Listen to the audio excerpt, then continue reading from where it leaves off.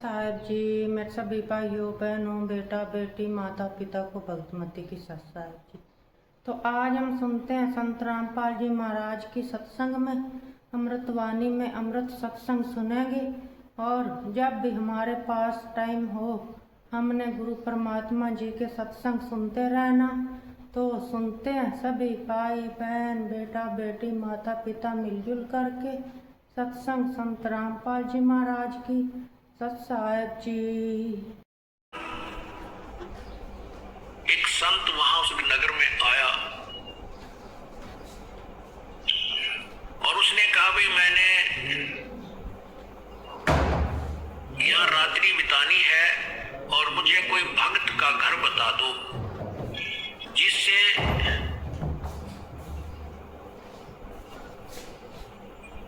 मेरा जो है भक्ति क्रम ना बिगड़े, मैं अपना साधना भी कर लूं उस भगत के घर बैठ के और मुझे 2 रोटी भी मिल जाए। तो उस संत को गांव के उस नगर के निकम्मे से व्यक्ति मिल गए।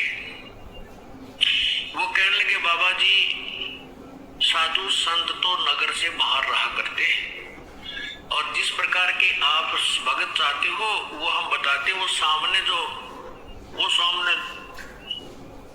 इधर चले जाओ, ये रास्ता जा रहा पगडंडी सी और वहां एक भक्त रहता है बाहर, परिवार वहां रह रहा है, आप वहां जाओ। अब महात्मा उस संत ने सोचा भी बिल्कुल सही बात है, जंगल से भगत तो बाहर है तो अच्छी बात है। तो वो चला गया वहां, साधु वहां चला गया और वहां वो बहन जो अजामेल की पत्नी थी गणिका, वो घर पे थी।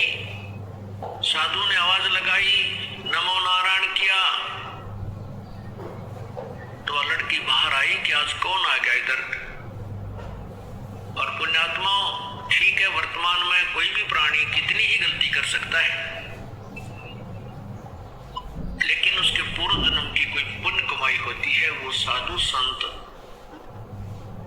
या सत्संग के विचार सुनने से वो अवश्य अंगड़ाई लेती है, वो एकदम उभर कर आती है।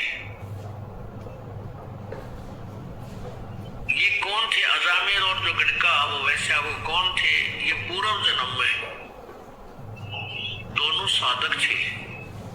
वो भी वैरागण थी और ये अजामेल भी वैराग लेकर के बाहर भक्ति के लिए, जैसा भी इनको मालूम था अपनी उस परमात्मा के नाम की, जैसा जिस संत ने कोई बताया था, वो साधना शास्त्र विरुद्ध भी ये कर रहे थे। जैसे ओम नाम की साधना तो शास्त्र अनुकूल है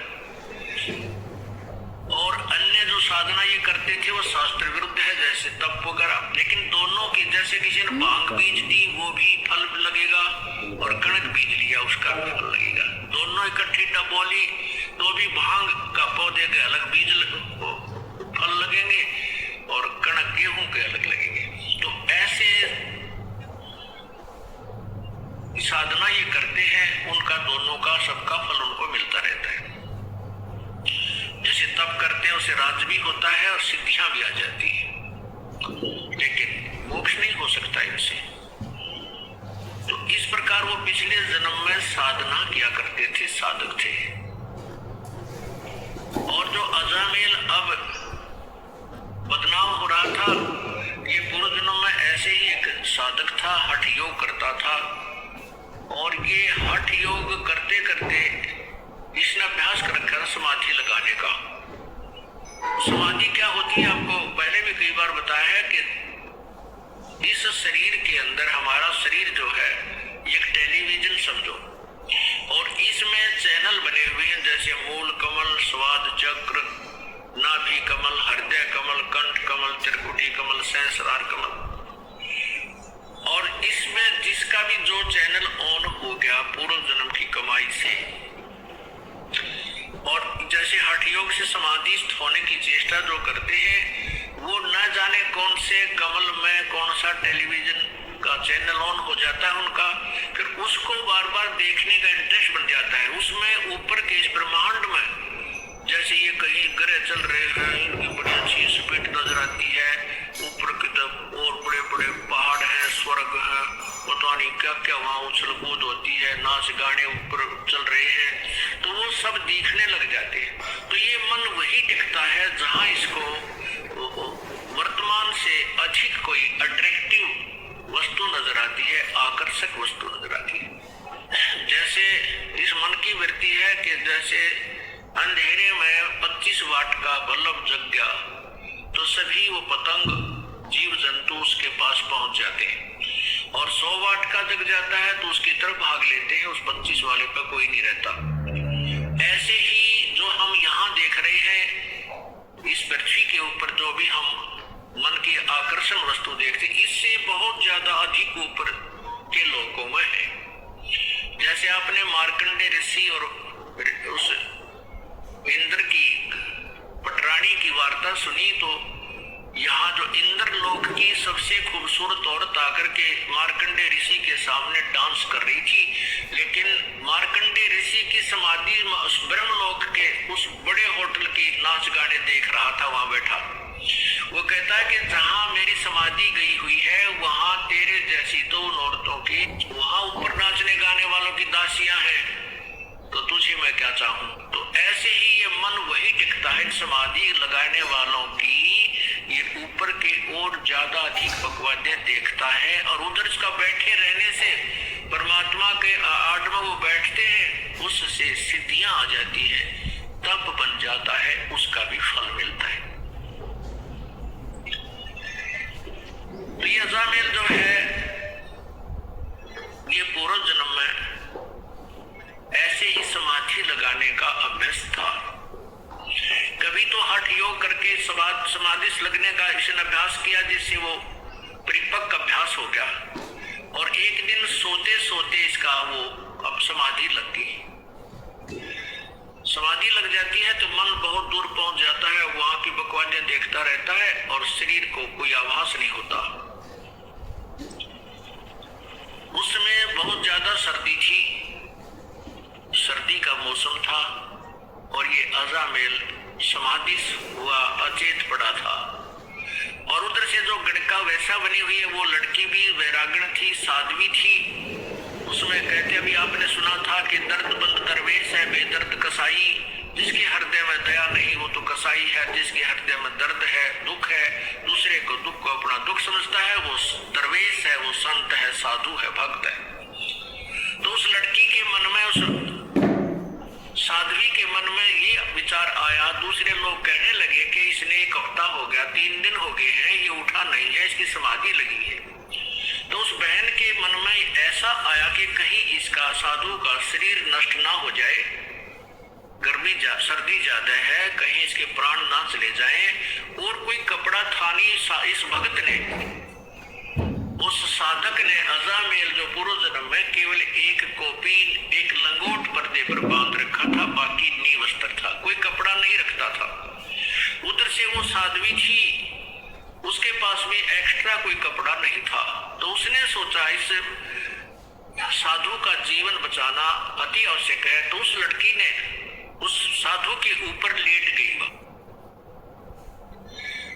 उसके जीवन रक्षा करने के लिए, अपने शरीर का ताप देने के लिए वो बहन उस भगत के, समाधि लगाए हुए भगत के, यानी उस अजामेल के शरीर के ऊपर लेट गई। अब लेट गई तो वो गर्म, शरीर गर्म हुआ। कुछ देर के बाद उसके वो जो ऊपर ड्रामा देख रहा था वो खत्म हुआ। जब वो वापस आया से एकदम शरीर से बाहर, तो ये तपस्वी जो होते हैं ये ततैये बन जाते हैं, भेड़। ये नहीं देखते तुम किसको डस रहे हो, जरा सा हाथ लगते जैसे भेड़ डंक लगा देती है, सर्प डंक लगा देता है, ऐसे बन जाते हैं, ये सिद्ध बन जाते हैं इन साधनाओं से। जो ही उस संत, उस भक्त की आंखें खुली, समाधि टूटी, अपने ऊपर एक स्त्री को लेटे हुआ देखा, तो उस जन्म में तो ये ऐसा साधक था कि स्त्री को टच भी नहीं करना से अपना धर्म भंग समझता था। तो उसने उस औरत को ये सोचा कि ये मेरा धर्म भंग करने की चेष्टा कर रही है, उसको श्राप दे दिया कि तू वैसा बनेगी अगले जन्म में। वो भी उससे कैसी थी, दया तो थी उसमें। ये तो साधु में होता है, तभी तो भगवान की साधना की तरफ चलता है, दयालु जिसमें तो दया होती है। लेकिन जिसको साधना ठीक नहीं मिलती वो दयालु होकर भी दुष्ट कर्मों से नहीं चूकते। उधर से उस लड़की ने उसको श्राप दे दिया कि तू भड़ुआ बनेगा, अगले दिन में तू भड़ुआ होगा, अर्थात व्यभिचारी होगा। तब जब उन दोनों का वो पारा सा उतर लिया छो का, फिर विचार करने लगे। तो उस लड़की ने कहा कि नालायक, मैं तो तेरे शरीर को गर्मी दे रही थी, मैंने तेरे जैसे निकम्मों की कोई आवश्यकता नहीं, मैं फिर घर को त्याग दी अगर मैं ऐसे कर्म करती। मैं तो मुझे पता लगा कि 2-3 दिन से तू बेहोश पड़ा है, कहीं तेरा शरीर नष्ट ना हो जाए, मैं तो इसलिए तेरे शरीर को गर्मी देने के लिए और कोई वस्त्र ना था मेरे पास, अपने ही शरीर से तेरी रक्षा कर रही थी। तब वो महसूस किया उसने भी कि बहन मेरे से गलती बन गई। अब वही तो बात है ना, कहते हैं तीर कमान से और वचन जुबान से निकलने के बाद वो वापस नहीं आता। तो सोच समझ कर हमने हर क्रिया बोल चाल करनी चाहिए। तो उसी के परिणाम स्वरूप वो तो वैश्या बन गई, वो बदचलन बन गया, दोनों का फिर संयोग हो गया। अब वो पति पत्नी रूप में, फिर उसके बाद उनका काफी प्रेम बन गया। जैसे जब वो पता लगा था कि उस भक्त ने भी पता लगा कि तू कुर्बान थी तेरा शरीर की रक्षा की, तो उनका आपस में बहुत ज्यादा लगाव बन गया, आपस में प्रेम बन गया, एक दूसरे ममता बन गई। बिल्कुल वो उस जीवन में ब्रह्मचारी रहे और बिल्कुल ठीक रहे। लेकिन वो ममता जो आपस में यो काल का जाल बड़ा भयंकर है, वो आपस में मोह फंसा रहा। उस मोह ने ये फिर कट्ठे लपेट दिए अगले जन्म में, ये पति पत्नी बना दी और साथ में वो वैश्या बन गई और अजामेल बन गया ये बदचलन बड़ुआ। अब वो साधु वहां संत पहुंचा उसके द्वार पे, तो वो लड़की जो गणका बड़ी हुई थी वो एकदम बाहर आई कि हमारे द्वार पर नमो नारायण करने वाला कौन आ गया। तो गाली देने वाले तो बेसिक आ जाते थे और आज ये परमात्मा का नाम उच्चार करने वाला कौन आ गया। एकदम वो बाहर आई और कहते हैं पिछले जन्म की जो साधना की हुई होती है वो भक्त आत्मा मनुष्य जीवन से जब आते हैं तो शीघ्र भक्ति पर लग जाते हैं। चाहे वो कितने ही दुराचार करता है, चाहे कितने ही वो विकार करता है, शराब पीवे, मांस खावे, चाहे तम्बाकू सुल्फा पीता है, वो पिछले जन्म का जो मनुष्य शरीरधारी प्राणी होता है और पिछले जन्म में कुछ भक्ति की हुई होती है और वर्तमान में कुसंगत में फंस जाता है, वो तुरंत त्याग देता है बुराइयों को और परमात्मा की भक्ति में उसी प्रकार सपीटता लग जाता है।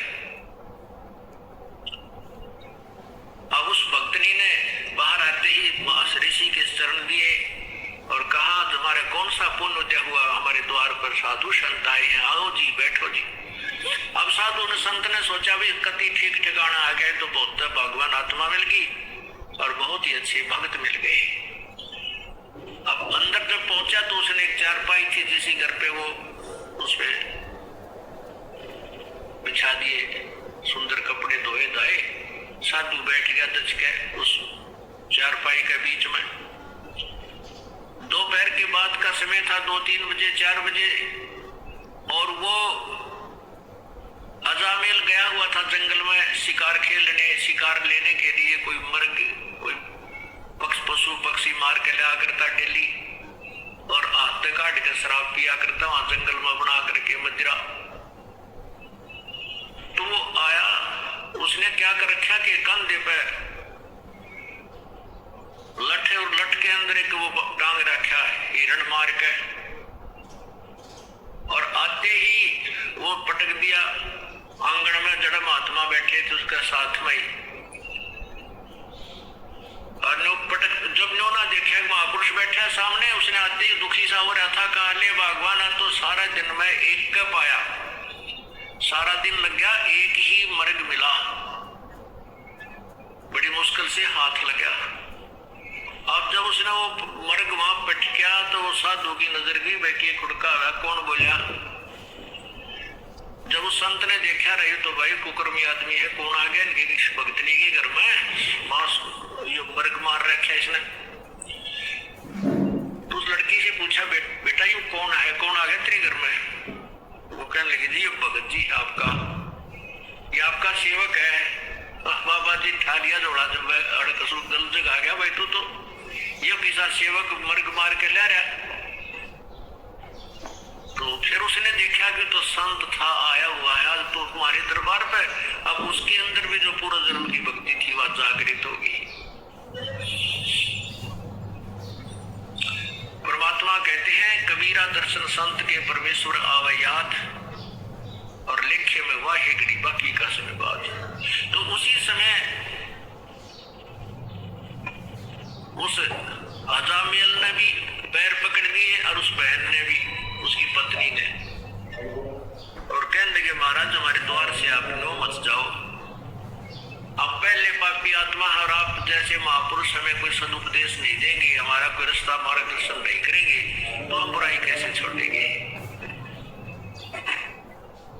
वो बोला मैंने छोड़ दो जल्दी, बस मेरे साथ तो मजाक कर दिया किसी ने, मैं गलत आ गया यहाँ पे। तो उन दोनों ने बहुत याचना की कि नहीं साधु नहीं महाराज आपने ऐसे नहीं जाना चाहिए, हम बुरे हैं भले हैं आप ही के तो हैं, आप हमें कुछ शिक्षा दीजिए ताकि हमारी बुराई छूट सके। काफी आग्रह करने से संत ने दया आगे भाई चल इतना कुछ कह रहे हैं, गलती हो जाया करती है, पर ये कहें भाई हम सुधरने की चेष्टा करेंगे तो ठीक है। कहने लगे भाई इस बीमारी ने बाहर घेर का, अभी आज से प्रण करो, कसम खाओ, प्रतिज्ञा करो कि ये बुराई तुम नहीं करोगे। अब कहते हैं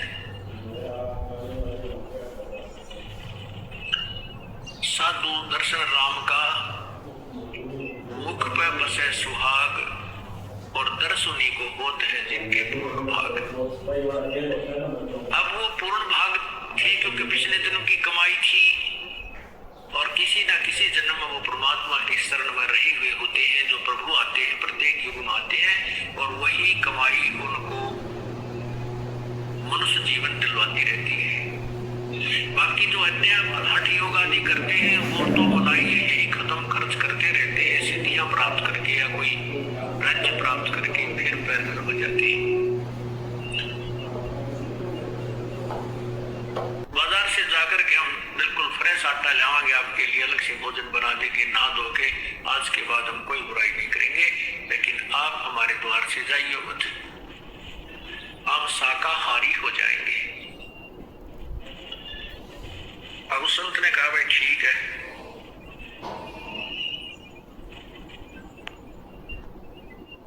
तो क्या हुआ, गर्मियों के दिन थे, गर्मी का मौसम था।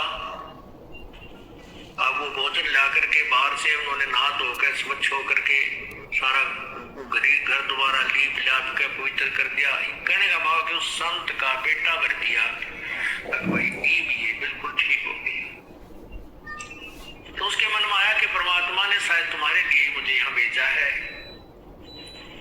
जैसा भी संत के विचार होते हैं वो अच्छे ही हुआ करते हैं, चाहे वो किसी भी भगवान की साधना कर रहा है। उसके जैसे खेल के खिलाड़ी होते हैं, उनके कोई किसी भी खेल में खेल रहे हैं, उनके नियम और वो सब उनसे परिचित होते हैं।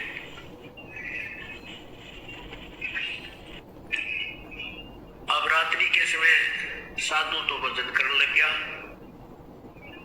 और वो दोनों जने पंखा लेकर के खड़े हो गए बारी बारी। फिर वो भजन वाद साधना करके लेट गया, तो लेट के आसपास छिड़का कर दिया पानी का, और ऐसे पंखा बारी बारी कभी वो खड़ी हो जा कभी वो खड़ा हो जा, उसको साधु को हवा कर रहे। सवेरे संत बोला भाई भक्तों एक काम करो, तुम नाम ले लो, भगवान का नाम जपया करो। वो कहने लगे महाराज जी मारे पर नाम में कोई लिया था, और कोई को बात करवा ले, कितना कठिन काम करवा ले, नाम नहीं लिया जाता। तुलसी पिछले पाप से हरिचर्चा ना भावे, जैसे जबर के भेगते भाई भूख विदा हो जावे। बोले जी नाम नुम ताम लेन लेते नहीं, बाकी आपके चेले पक्के हो गए। आप बुराई नहीं करेंगे, आपने कसम खा ली। तो संत ने सोचा, अपने आत्माओं जैसे ये जो कथाएं हम सुना करते ना, भाई एक उसने संत ने लड़के का नाम नारायण रखने को कह दिया और उस नारायण नारायण करने से वो पार हो गया। ऐसा नहीं, ये यथार्थ कथा आपको सुना रहा हूं उसी नारायण नाम के ऊपर।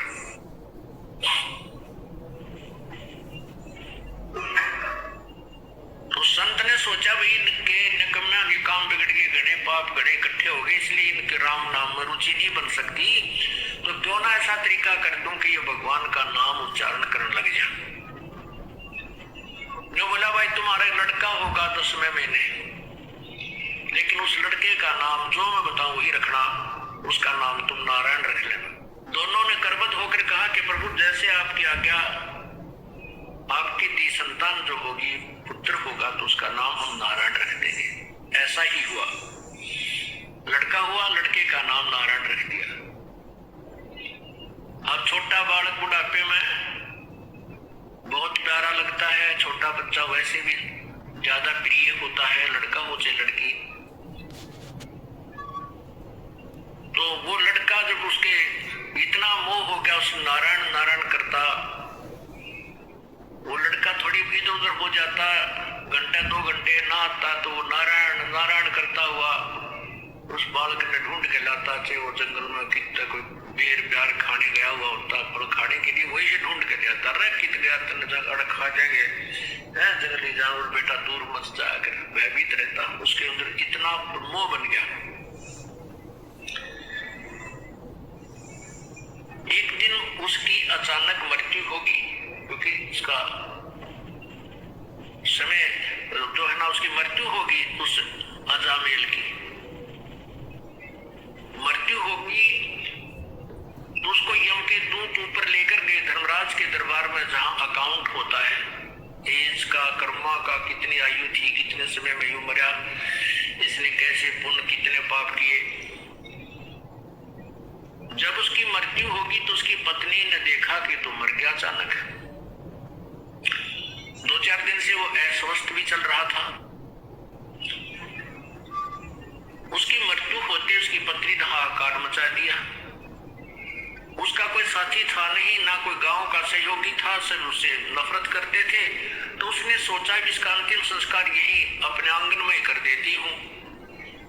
उसको घसीट कर एक साइड में कोने में रख लिया और उसके ऊपर लकड़ डालने शुरू कर दिए। लकड़ लाने लगी, इधर उधर से इकट्ठे करके चिता बनाने लगी। 1 घंटे 2 घंटे के बाद उसकी वापस चेतना आ गई, वो जीवित हो गया। तो ऊपर उसने देखा, वो जब वापस आया तो उसकी पत्नी बुरी तरह रो रही, वो लड़का भी रो रहा और उधर से वो चिता बना रही, लकड़ी ढोंढ गए इकट्ठी करने लग रही। तो वो कहने लगा तू क्या कर रही है, क्यों रो रही है, क्या हो गया घर में। तो अपने पति को जीवित देख करके उसको खुशी तो हुई, लेकिन जो दुख वो महसूस कर चुकी थी, वो दुख अभी भी उसके हृदय में विद्यमान था। और रोती रोती कहने लगी आप मर गए थे, आप जीवित कैसे हो गए, आप तो चले गए थे हमें छोड़कर। इस दुख में रो रही थी कि अब हमारा कौन है यहाँ पर, मैं किसके सहारे रहूंगी अकेली जंगल में, मेरे ऊपर तो पहाड़ टूट गया था। तब उसका यकीन हुआ रे सचमुच मैं तो मर गया था। क्योंकि ऊपर जब धर्मराज ने उसको कहा कि भाई ये व्यक्ति नहीं है वो अजामेल, उसी नगर में एक और अजामेल नाम है उसका, और वो भी ब्राह्मण है, वो नगर में रहता है, उसके पिता का ये नाम है, उसको लाओ, इसको छोड़ो वापस। तो वो वापस छोड़ दिया। तो वो कहने लगा अपनी पत्नी को कि वो अजामेल है, उसका पुत्र ब्राह्मण का, वो मरेगा। उसकी पत्नी कहने लगी आपको क्या पता ऐसा कि वो मरेगा। तो उस अजामेल ने बताया कि ऐसे ऐसे सारी कहानी बताई। धर्मराज ने ये कहा है कि इसकी उम्र अभी है नहीं, इसके तो अभी 5-4 साल वर्ष और रहते हैं। 4-5 वर्ष रहते हैं, इसके वापस छोड़ो, वो तिरेगी। अब उस अजामेल के उस दिन के बाद या पक्की दचकी के मृत्यु तो होनी है, और समय भी थोड़ा ही बताया था धर्मराज ने। 4 वर्ष बताए थे, 5 वर्ष बताए थे, और या तो बात बिगड़ेगी। पुण्यात्माओं, ये परमात्मा की रजा होती है। उधर से क्या होता है कि वो अजामेल दूसरा उस नगर का मर गया, और जहां उसका बाहर कुटिया डाल रखी थी अजामेल ने, उससे थोड़ी सी दूरी पर, आधा किलोमीटर की दूरी पर वो शमशान घाट था। तो एक आधा घंटे के बाद देखते हैं कि वहां तो नगरवासियों की लाइन लग गई, और वो अजामेल, दूसरे अजामेल को की चिता जल गई, उसको सवा कर दिया। तो उसने कहा कि देख ले वो।